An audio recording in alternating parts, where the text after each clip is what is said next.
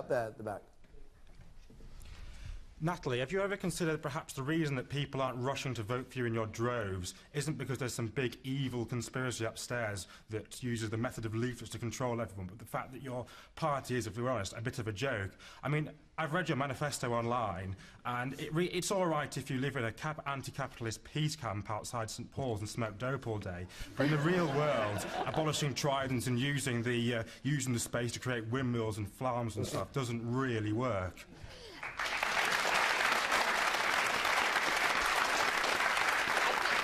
We've just heard a whole range of Green Party stereotypes there.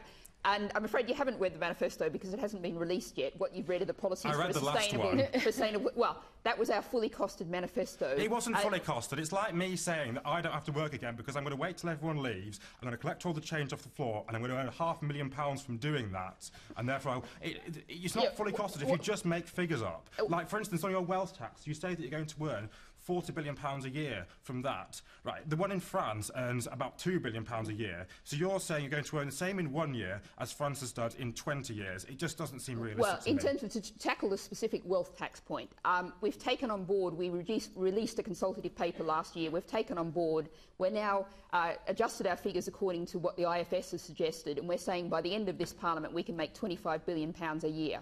There's a couple of points to make. First of all, what's really changed in the world is the fact that we have new transparency in tax havens. We've got reporting procedures that mean that there's a much greater chance that we'll be able to know what people have. And there's some very interesting research out of the US that shows when people think they're likely to get caught, they do report honestly. More than 90% of them do. How have we got onto this? This is a good idea. We all agree with that. People paying their tax. And you know, what we're also backing is the call for within the first 100 days of the Parliament to back the tax dodging bill. So put pressure on the banks to report companies that are dodging tax and force companies to report on a country-by-country basis. He was talking about something quite different. He was talking about palm trees. He asked me specifically about wealth tax. I've answered the wealth tax question. Right, and the point about France also is there's a whole lot of loopholes in the French law that you deliberately can drive a coach and horses through.